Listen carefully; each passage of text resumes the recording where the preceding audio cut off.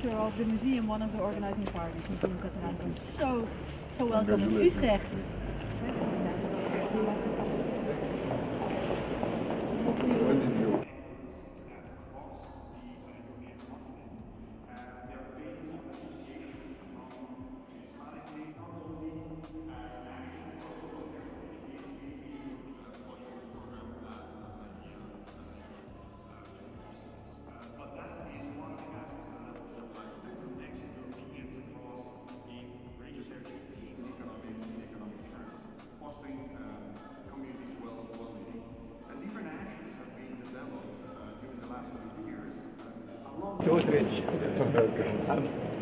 I'm doing this on the behalf of the good mayor of this city.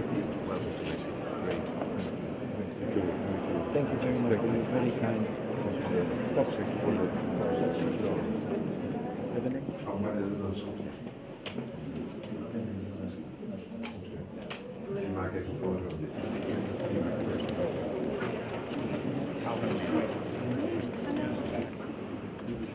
Good morning, all of you. Good morning. A final word of welcome to the Turkish Minister of Culture and Tourism. We're very glad that you could come at our conference. And please give us a word of welcome. Thank you very much.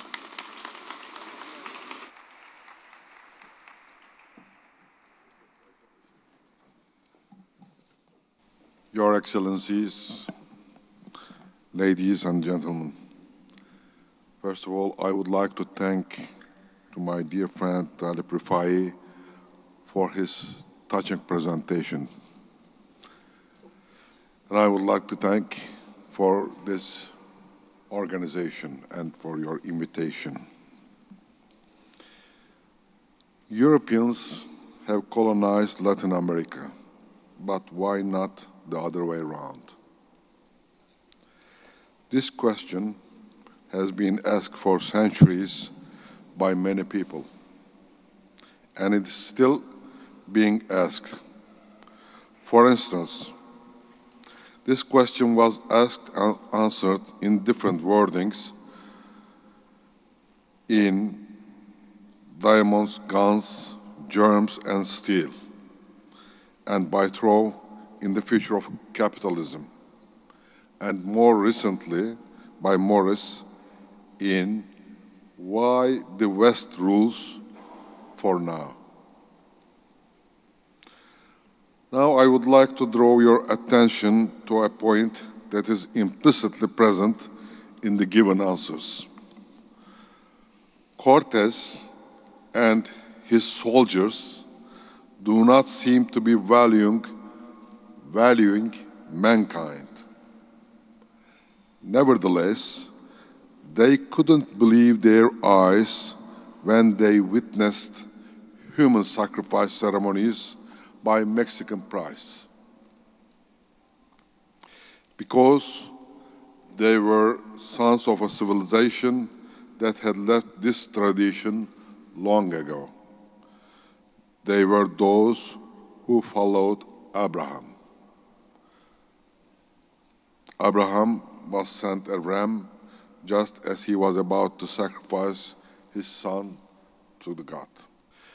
The idea of an affectionate and caring Creator that protects, keeps an eye on us, and strives for our best could be regarded as the most fundamental and unifying element of the Western civilization.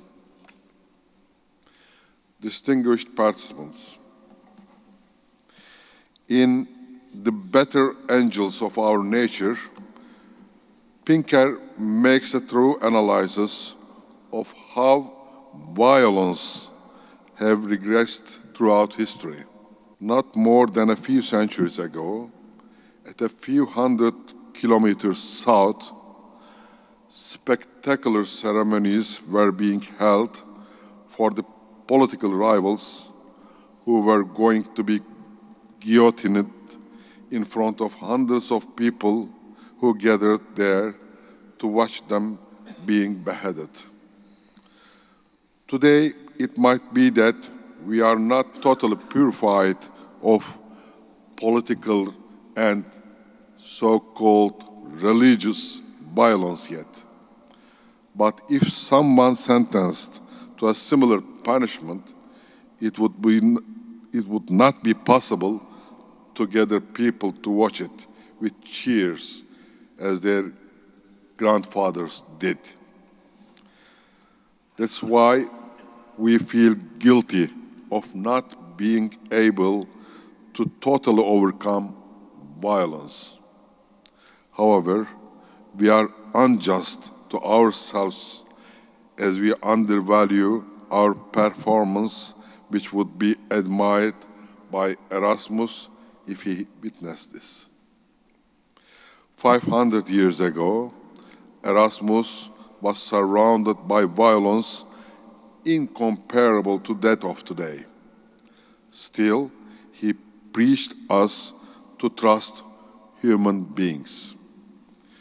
Being his grandchildren, we are more prone to focus on what we have not been able to achieve rather than our accomplishments, thus lose confidence in the human being. I would say this tendency scares me. We were powerful as the sons of a Creator who loves and protects us, not a whimsical Creator who continuously sets traps for us. And we were, and I hope we still are, powerful as being the followers of Abraham. Distinguished participants, mankind do believe, and he knows that believing makes him more powerful and more resistant. Everywhere you can see evidences of greed making mankind stronger and beautiful. But in my country, this is more visible than anywhere else in the world. For instance, in the Sumela Monastery, built in mountains in eastern Black Sea region, where Roman soldiers could not reach, or in Cappadocia. Now, Roman reign is over, but the idea of a loving and caring God is still alive. The idea of a Creator who cares his servants was born outside Anatolia, my country, but survived and flourished there. Anatolia welcomed religions while they were treated with animosity in their birthplaces. First Christians lived in every part of Anatolia. Places like Sumela and Cappadocia were places like an incubator and sanctuary where Christianity lived and grew. Mary, mother of Jesus, could find peace in the west coast of Anatolia.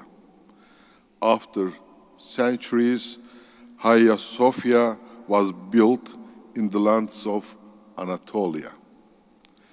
Islam was not born in Anatolia, but it also flourished there, thanks to Hacı Bektaş, Mevlana Celaleddin Rumi, Hacı Bayram Veli, Sheikh Şaban Veli. Those are called four pillars of Anatolia. Hacı Bayram Veli built his mosque nearby the pagan temple of Augustus. And centuries after, the Süleymaniye and Blue Mosque were built next to Hagia Sophia. While Jews were being persecuted and exiled in all around the world, Muslims in Anatolia and Christians in Netherlands embraced them. The act of believing is older than today's religions themselves. According to our belief, Abraham was thrown in fire by Nimrod. However, Nimrod could not win. God turned the fire into a garden of roses and saved him. We believe this happened in Urfa, in southeast Anatolia. And 20 kilometers away of Urfa, there has been a tremendous archaeological discovery recently, and remains of a temple structures have been unearthed. Those remains unearthed in Göbekli Tepe, believed to be dating back to 12,000 years ago. 12,000 years ago. Before Göbekli Tepe excavations, we all believed that belief systems came after human settlements and after the social texture became complex. Now, we know that human beings built temples when they built first settlements, together with settlements. Göbekli Tepe reminds us another truth about the fields of interest of the people who settled there. Although tourism did not exist then, there existed faith tourism.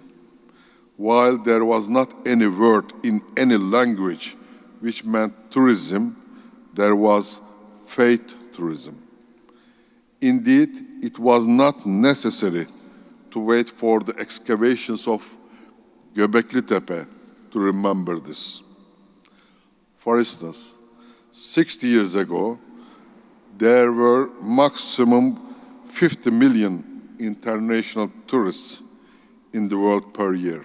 And I now learned that in 1950, only 22 million per year. And most of the visits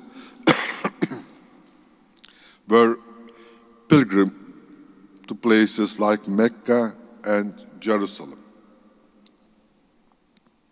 People used to endure hardships and travel under very hard transport and accommodation conditions, take numerous risks, and pay extremely high amounts to carry out a pilgrimage visit.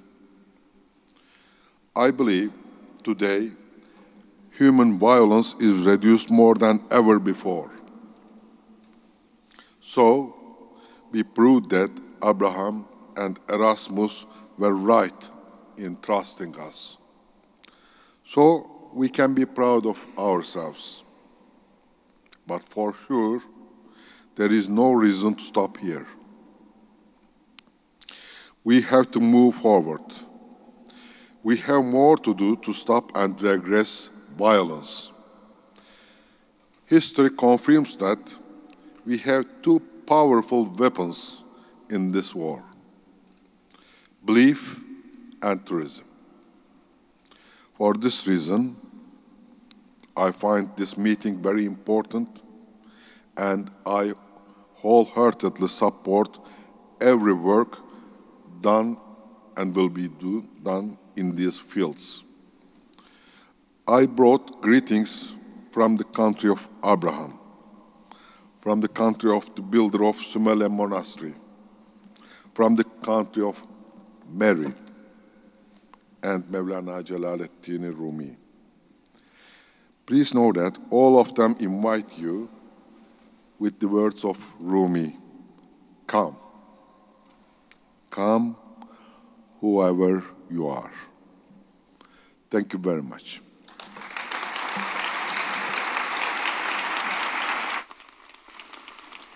Thank you very much.